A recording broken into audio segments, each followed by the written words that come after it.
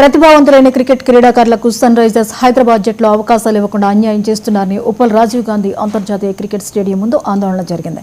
Telangana districts cricket association, టీడీసీఏ, భారత రాష్ట్ర సమితి విద్యార్థి విభాగం, స్టేట్ స్పోర్ట్స్ స్టూడెంట్ ఫెడరేషన్ సంయుక్తంగా ఆందోళనకు దిగాయి. మాజీ ఫ్రాంచైజీ డెక్కన్ చార్జర్స్ నుంచి సన్ రైజర్స్ చేతికి యాజమాన్యం మారినా తెలంగాణ ఆటగాళ్లకు అన్యాయం జరుగుతోందని మాజీ శాట్ చైర్మన్ అల్లీపురం వెంకటేశ్వరరెడ్డి ఆరోపించారు. రాష్ట్ర ఐపీఎల్ జట్టు స్థానిక ఆటగాళ్లను ప్రోత్సహిస్తున్న సన్ రైజర్స్ హైదరాబాద్ మాత్రం స్థానిక ప్లేయర్స్ ను పట్టించుకోవడం లేదని ఆరోపించారు.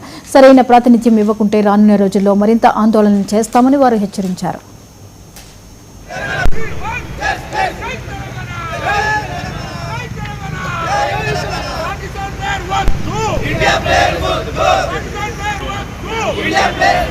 ఉప్పల్ క్రికెట్ స్టేడియం దగ్గర మేము తెలంగాణ జిల్లాల క్రికెట్ సంఘము, టీఆర్ఎస్వి మరియు స్పోర్ట్స్ స్టూడెంట్ ఫెడరేషన్ యూత్ అందరి తరఫున ఆధ్వర్యంలో మేము నిరసన తెలియజేయడం జరిగింది. ఒక 50 మంది క్రికెట్ క్రీడాకారులతో పాటు రాజేష్, మా ప్రశాంత్, మా వినోద్, మేమందరం కూడా ఈరోజు ఉప్పల్ మెయిన్ గేట్ దగ్గర సన్ రైజర్స్ హైదరాబాద్ టీం ఏదైతుందో వాళ్ళు తెలంగాణ ప్లేయర్స్ తీసుకోవట్లేదని చెప్పని 2013 నుండి వివిఎస్ లక్ష్మణ్, తిరుమల శెట్టి సుమన్ తర్వాత తెలంగాణ ప్లేయర్స్ని ఎవరిని కూడా తీసుకోవట్లేదు.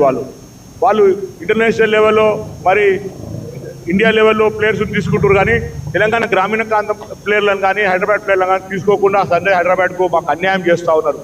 సన్ రైజర్స్ హైదరాబాద్ టీం పెట్టుకున్నప్పుడు కనీసం ఒకరో ఇద్దరు ప్లేయర్లు ఉండాలి కదా.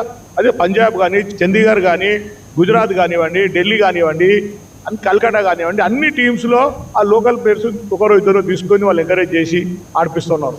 బేసిక్ మనీ, బేసిక్ అమౌంట్ పెట్టి ఏదైనా చేసి తీసుకుంటున్నారు. మరి ఈరోజు తిలక్ వర్మను కూడా తీసుకోలేదు. లాస్ట్ టైం తిలక్ వర్మ 2.5 కోట్లకు మరి వాళ్ళు తీసుకోకపోతే ఈరోజు తిలక్ వర్మకు 15 కోట్లు బాంబే ఇస్తూ ఉంది. అలాంటి ప్లేయర్ను కూడా హైదరాబాద్ వదులుకోవడం జరిగింది. ఉప్పల్